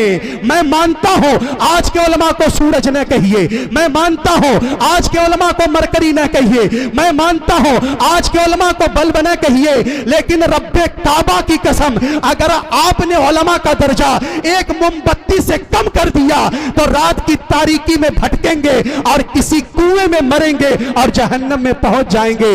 रात की तारीकी है, तारीकी छांटनी है। आप सूरज का इंतजार न करिए, आप मरकरी का इंतजार न करिए, आप बल्ब का इंतजार न करिए। एक मोमबत्ती मिल जाएगी, आपको रास्ता मिल जाएगा, आप मंजिल मकसूद पर पहुंच जाएंगे। सुभान अल्लाह। बेशक तो इसलिए उलमा के कदमों में बैठने की जरूरत है। अल्लाह मुझे भी उलमा के कदमों में बैठने की तौफीक अता फरमाए। एक हाफिज जी कितने आदमियों को जन्नत में लेकर जाएंगे सब जानते हैं, अभी दोनों हाथ उठा देंगे 10। एक हाफिज लिहामिल कुरान इदा अमिल बि फअहल हलालहु व हर्रम हरामा शफ़अन फी अशरतिन मिन अहली बैतिही कुल्लुहुम कद वजबत लहुन नार। फरमाया मेरे आका ने 10 आदमियों को जन्नत के अंदर लेकर के जाएगा और एक डॉक्टर आदमी को लेकर के जाएगा। आज माहौल के लोगों से फैसला करा लेना है। ठीक है, एक डॉक्टर की तनख्वाह, कोई डॉक्टर हो तो बुरा ना माने, डॉक्टर बेशक खिदमत खल्क करता है, मखलूक का फायदा करता है, बहुत अच्छी बात है। आज जरूरत है मुस्लिम डॉक्टर की, आज जरूरत है मुस्लिम साइंसदा की। कम से कम डॉक्टर होगा, मुसलमान होगा, रहमदिल होगा, उसके दिल के अंदर इंसानियत का जज्बा होगा। अगर नॉर्मल पैदाइश का मरहला होगा तो ऑपरेशन की बात नहीं करेगा। अगर उसके दिल के अंदर आखिरत का खौफ है, अल्लाह का डर उसके अंदर मौजूद है, वो ऑपरेशन की बात नहीं करेगा। एक बच्ची की जिंदगी से खिलवाड़ नहीं करेगा, एक औरत की जिंदगी बर्बाद नहीं करेगा। 10, 20, 30 हजार के लिए उसको दुनिया के अंदर एक मजमूरे बहस बना करके नहीं छोड़ेगा। वो कहेगा कि जो मैं अपनी बेटी के लिए चाहता हूं, जो मैं अपनी बीवी के लिए चाहता हूं, जो मैं अपनी बच्ची के लिए चाहता हूं, नॉर्मल पैदाइश के लिए वो हर दुनिया की खातून के साथ यही मामला करेगा। तो इसलिए जरूरत इस बात की है कि एक डॉक्टर मुस्लिम हो, जरूरत इस बात की है कि मुस्लिम बच्चियां भी डॉक्टर ही बने और इस तरह की तालीम हासिल करें। लेकिन मुझे सवाल इस मौके पर यह करना है, एक डॉक्टर कितने आदमी को जन्नत में लेकर के जाएगा? मौलाना नसीम साहब बाद में पूछकर आप जवाब दे दीजिएगा। एक इंजीनियर कितने आदमी को लेकर के जाएगा? एक साइंसदान कितने आदमियों को लेकर के जाएगा? आपका जवाब आखिर मजलिस तक यही होगा, ना सही ना सही। यह दुनिया नहीं है, यह दुनिया के ताल्लुकात नहीं है, यह दुनिया के सोर्स नहीं है, यह आखिरत का मरहला है। आखिरत में जब आप पहुंचेंगे, अल्लाह कहेगा एक आदमी को जहन्नम में ले जाओ, माँ को, बाप को, भाई को, बहन को, दादा को, दादी को, नानी को ले जाओ जहन्नम के अंदर। हाफिज कुरान सामने खड़ा हो जाएगा। अल्लाह ये तो नहीं हो सकता, ये मेरे बाप है, ये मेरी माँ है, ये मेरा भाई है, ये मेरी बहन है। रब्बा आपका वादा था, आपके महबूब का वादा था, मैं उस वक्त तक जन्नत में नहीं जाऊंगा जब तक आप मेरे बाप के लिए फैसला न कर दे, जब तक आप मेरी माँ के लिए फैसला न कर दे, जब तक आप मेरे भाई के लिए फैसला न कर देंगे। अल्लाह फरिश्तों से कहेगा हट जाओ, हाफिज कुरान को आगे बढ़ाओ और खुशी खुशी जन्नत के अंदर लेकर के जाओ। इसीलिए किसी हाफिज कुरान को एहसास कमतरी का शिकार होने की जरूरत नहीं है। खुदा की कसम सीने में वो दौलत है कि सारी कायनात कदमों में रख करके आपकी दौलत का मुकाबला नहीं किया जा सकता। अल्लाह माहौल के हर घर में कम से कम एक हाफिज कुरान पैदा फरमा दे। आमीन। अच्छा, एक आलिम कितने आदमी को लेकर के जाएगा? लेकिन शर्त है कि आलिम नेक हो। बेशक। हाँ, ये भी जरूरी है। ये नहीं कि बस फरागत हो गई, मौलाना साहब हो गए। जिम्मेदारी दोनों तरफ से है ना। अब ये नहीं कि होटलबाजी हो रही है, फिल्में देखी जा रही हैं और खूब गुटके पे गुटका, हर 2 सेकंड पर एक गुटका फाड़ा जा रहा है। और जब देखो तो मुंह लाल हो, सिगरेट उड़ाते हुए जाएं, ये अच्छी चीज नहीं है। मैं अर्ज ये कर रहा था कि एक आलिम कितने आदमी को जन्नत में लेकर के जाएगा। रिवायतों के अंदर आया कि जब उलमा की बारी आएगी, मैदान महशर बपा होगा, अल्लाह उलमा को बुलाएंगे, इधर आओ। उलमा आएंगे, काम मकाम अंबिया, ये आलिम उलमा अंबिया के मकाम पर आएंगे।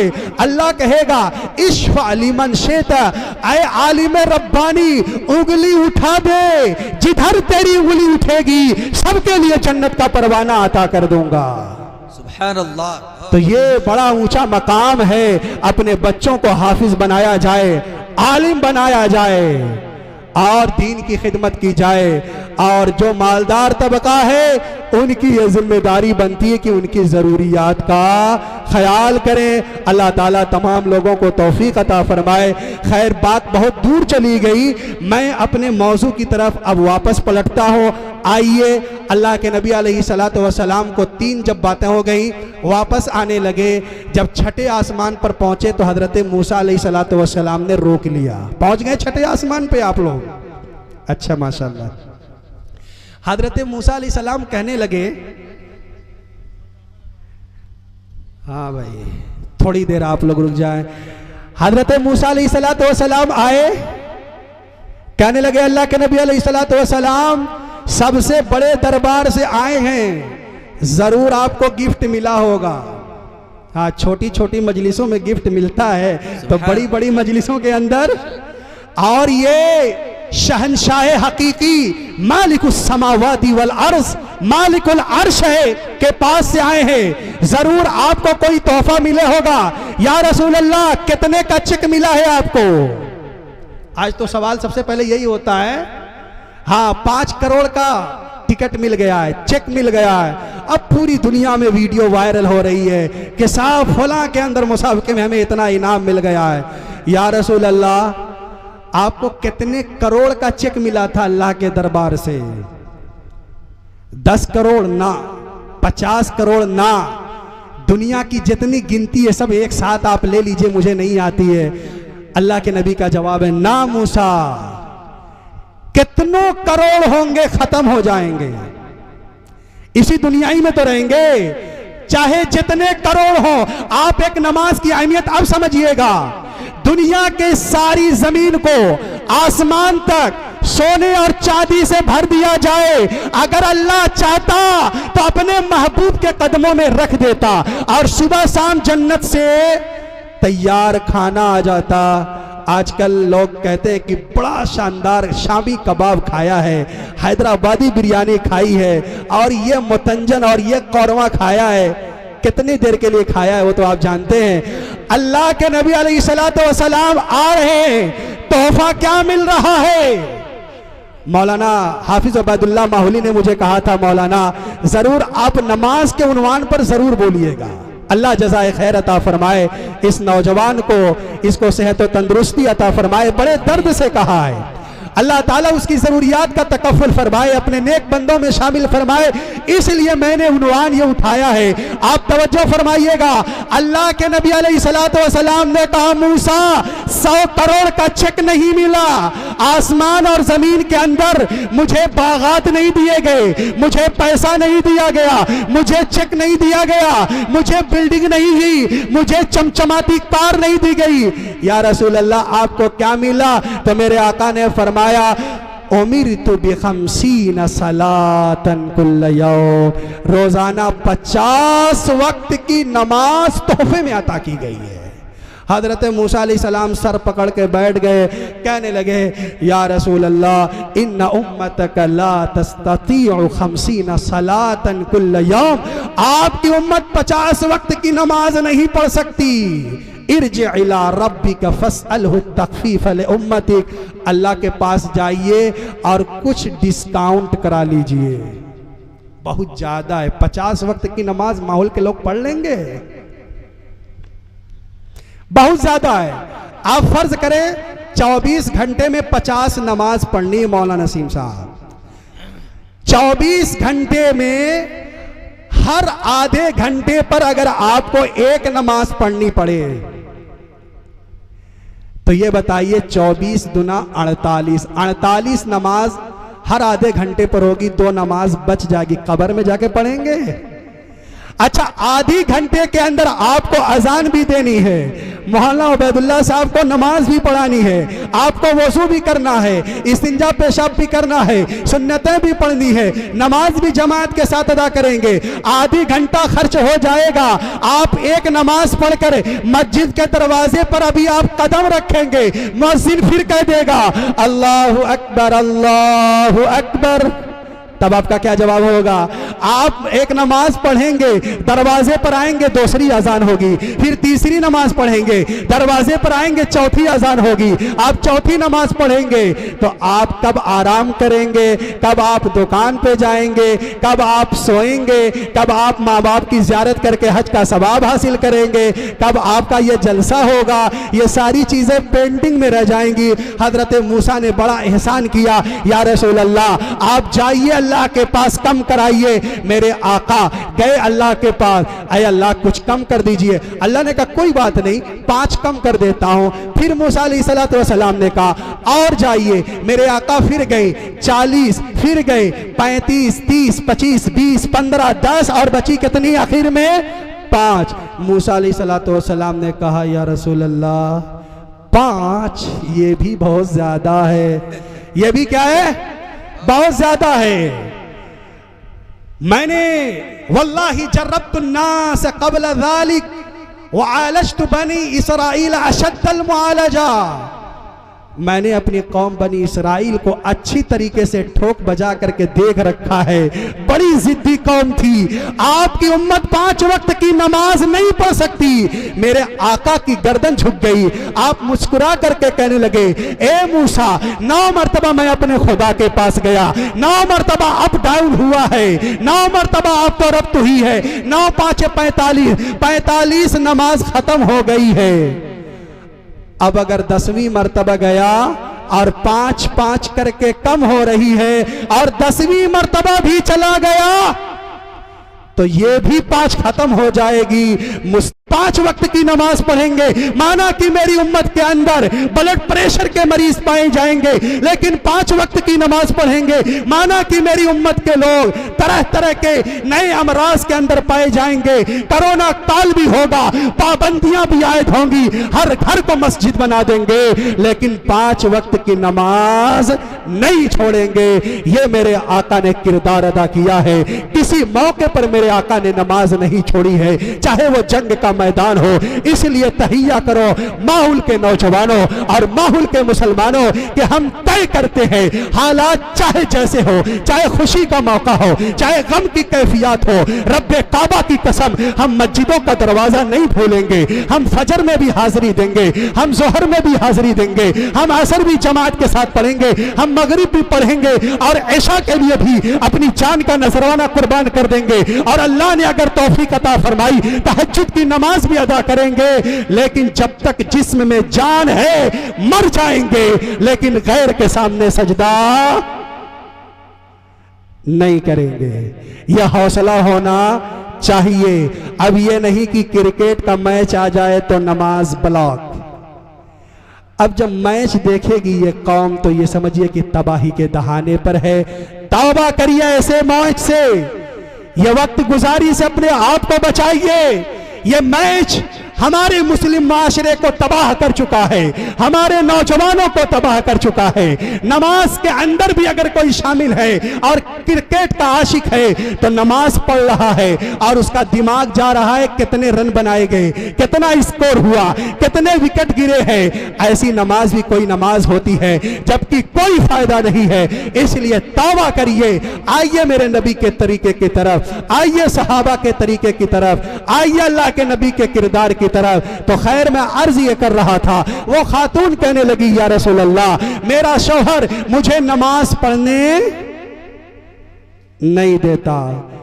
अल्लाह के नबी ने कहा दूसरी शिकायत भी है, वयफत्तिरुनी इदा सुमतु, मैं रोजा रखती हूं तो मेरा शौहर मेरा रोजा तोड़वा देता है। अब बताइए कैसा शौहर था? नमाज भी पढ़ने नहीं देता, रोजा भी तोड़वा देता है।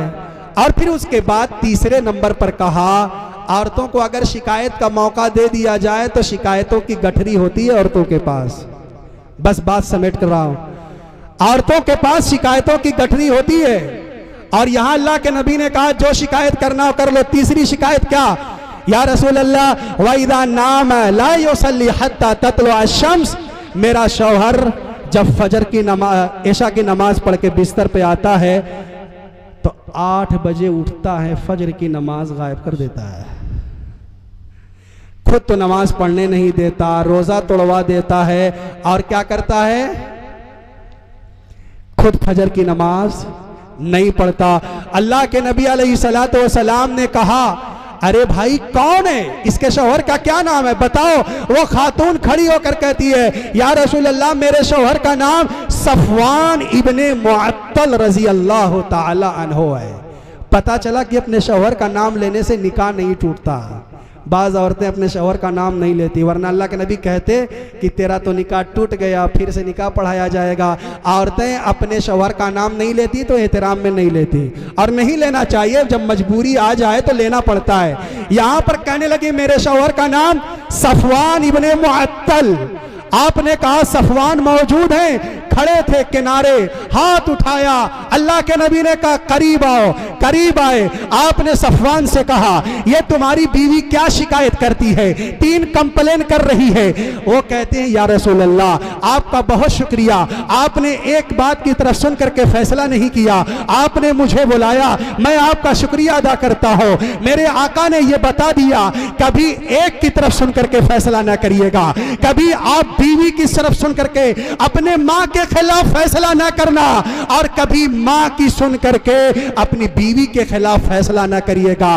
बाज औरतें बीवियां लड़ाने वाली होती हैं, मां सही होती है, और बाज औरतें एक नंबर की लड़ाका दल होती हैं, वो भी घर बिगाड़ने वाली होती हैं। इसलिए दोनों बात सुन करके आप फैसला करिएगा। एक पक्ष की बात सुनेंगे आप तबाही के शिकार हो जाएंगे, आपका फैसला गलत होगा। अल्लाह के नबी ने बुलाया और कहा जवाब दो। अब मुख्तसर 2 से 3 मिनट में आप जवाब सुन लीजिए, और मेरी गुफ्तगू का वक्त बहुत पहले खत्म हो गया, माजरत के साथ मैं अपनी बात आगे बढ़ा रहा हूं। अल्लाह के नबी ने कहा सफवान जवाब दो। सफवान ने कहा या रसूल अल्लाह अब आप जवाब भी सुनिए। पहली बात तो यह है कि मैं एक काश्तकार आदमी हूं, मैं एक किसान आदमी हूं, मैं दिन भर मजदूरी करता हूं और थक हार करके शाम में आता हूं, या रसूल अल्लाह पसीने में शराबोर हो जाता हूं, मेरा एक एक हिस्सा और एक एक अंग दर्द करता है। या रसूल अल्लाह घर पे आता हूं तो मेरी बीवी को यह चाहिए कि कम से कम स्प्राइट ला करके रख दे, 1 गिलास थम्सअप ला करके रख दे, थोड़ा सा ठंडा मशरूब रख दे। या रसूल अल्लाह घर में आता हूं तो सीधे मुसल्ले पर चली जाती है और नियत बांध लेती है, और एक रकात में 1 सूरा नहीं पढ़ती, डबल सूरा पढ़ती है और सलाम फेरती है। मैं खड़ा होकर इंतजार करता हूं, सलाम फेरा, फिर अल्लाहु अकबर, फिर उसके बाद 2 रकात मुकम्मल हुई, सलाम फेरा, फिर उसके बाद अल्लाहु अकबर। या रसूल अल्लाह मैं खड़े होकर के अब उसकी रकातें गिनता हूं, उसकी नमाजों की तादाद देखता हूं, इधर तकबीर तहरीमा, इधर अल्लाहु अकबर, इधर तकबीर तहरीमा और इधर सलाम फेरा जा रहा है। या रसूल अल्लाह गुस्सा होता हो और मसल्ले पे थप्पड़ लगाता हो। या रसूल अल्लाह ये मैं फर्ज नमाज पे नहीं मारता, नफल नमाज पे मारता हूं। आपने कहा ठीक किया, सुभान अल्लाह। फर्ज नमाज पे नहीं मारता, बड़ा हक है शौहरों का। दौड़ करके बगल में दुकान है, मंगाना चाहिए स्प्राइट, मैं इसे दौड़ के एतबार से बता रहा हूं। खैर जो भी उस जमाने के अंदर मुयसर हो, शौहर की खिदमत करनी चाहिए। औरत को चाहिए कि मुस्कुरा कर आगे बढ़े, अपने शौहर का इस्तकबाल करे। एक मर्तबा अगर नेक बीवी होगी, मुस्कुरा के बात करेगी तो शौहर का सारा गम खत्म हो जाएगा। अल्लाह के नबी अलैहिस्सलातु वस्सलाम ने कहा दूसरी बात, रोजा क्यों तोड़वाते हो? तो कहने लगे या रसूल अल्लाह जवान आदमी हूं, कभी कभी दिन में बीवी से सोहबत का तकाजा आ जाता है, मैं अपनी बीवी से कहता हूं तो मेरी बीवी हाथ के इशारे से कहती है कि नहीं जी आप दूर जाइए, मैं रोजे से हूं। या रसूल अल्लाह, एक दिन सब्र करता हूं, दूसरे दिन फिर कहता हूं, फिर कहती है कि नहीं जी आप दूर रहिए, मैं रोजे से हूं। तीसरे दिन भी यही बात कहता हूं, या रसूल अल्लाह आपने जिना से तो मना फरमाया है, मैं किसी औरत के साथ अपना मुंह काला तो नहीं कर सकता, मैं जिना तो नहीं कर सकता। या रसूल अल्लाह मुझे जहन्नम के गड्ढे में नहीं जाना है, ऐ अल्लाह के नबी अलैहिस्सलातु वस्सलाम मुझे जहन्नम के उस तन्नूर में नहीं जाना है जिसमें जिनाकार मर्दों को और जिनाकार औरतों को शामिल किया जाएगा। ऐ अल्लाह के नबी अलैहिस्सलातु वस्सलाम आपने जिना की कबाहत बयान फरमाई है। यूसुफ अलैहिस्सलातु वस्सलाम ने जेल में जाना गवारा कर लिया था। रब्बिस सिजनो अहब्बु इलैया मिम्मा यदऊननी इलै कहा था हजरत यूसुफ अलैहिस्सलातु वस्सलाम ने कि ऐ अल्लाह मुझे जेल जाना गवारा है, लेकिन जुलेखा के साथ अपना चेहरा में काला नहीं कर सकता। इस धरती पर जो नेक लोग होंगे, जो शरीफ होंगे, वो कभी जिना नहीं करेंगे, वो किसी गैर के साथ अपनी जिंदगी खराब नहीं करेंगे, इस धरती पर अपने ईमान का सौदा नहीं करेंगे। या रसूल अल्लाह मेरी बीवी मेरे लिए हलाल है, मैं अपनी बीवी से ये बात करता हूँ, दिन के लम्हात में मेरी बीवी हाथ से रोक देती है। ऐ अल्लाह के नबी अलैहि सलाम एक दिन सब्र करता हूँ, दूसरे दिन सब्र करता हूँ और तीसरे दिन मजबूर होकर के मारता हूँ और जबरदस्ती उसके मुंह में रोटी ठूस देता हूँ और फिर उसके बाद मैं हलाल तरीका इस्तेमाल करता हूँ। आप बताइए मैंने ठीक किया या नहीं किया? अल्लाह के नबी अलैहि सलाम ने कहा वेरी गुड। आपने कहा बिल्कुल ठीक किया। उसके बाद आपने कहा अली, हजरत अली खड़े हुए, लब्बैक या रसूल अल्लाह, गुलाम हाजिर है। आपने कहा अली जाओ मदीने तैयबा की गलियों में ऐलान कर दो कि आज के बाद कोई भी खावी, आज के बाद कोई भी औरत और कोई भी बीवी अपने शौहर की इजाजत के बगैर न नफल नमाज पढ़ सकती है न नफल रोजा रख सकती है। सुभान अल्लाह। आप अंदाजा लगाइए शौहर की कितनी खिदमत करनी है। अब माहौल की औरतों को यह बात ओढ़नी में बांध लेनी चाहिए गांठ की शक्ल में कि शौहर की इजाजत के बगैर न नफल नमाज पढ़ सकती है न नफल रोजा रख सकती है। मेरे आका ने फरमाया था शौहर का तो इतना ऊंचा मकाम है, इतना ऊंचा मकाम है, लौ कुन्तु आमुरु अहदन अन यस्जुद लि अहदिन लअमरतु निसा अन यस्जुदन लिअज़वाजिहिन्ना। अगर इस कायनात में अल्लाह के अलावा किसी को सजदा करने की इजाजत होती तो अल्लाह के नबी फरमाते हैं मेरी उंगली से चाट के दो टुकड़े हुए, मैं अपने लिए सजदे का हुक्म न देता। अगर सजदा अल्लाह के अलावा किसी और के लिए जायज होता तो औरतों को हुक्म देता कि औरतें अपने शौहरों को सजदा करें, लेकिन ये इख्तियार सिर्फ मेरे अल्लाह के पास है, इसलिए औरतों को अल्लाह के अलावा किसी और का सजदा करने की इजाजत नहीं दी गई। अल्लाह के नबी अलैहिस्सलातु वस्सलाम ने कहा सब बात ठीक है, ये बता दो वइदा नाम ला युसल्ली हत्ता ततलुअ शम्स, तुम फजर की नमाज क्यों नहीं पढ़ते?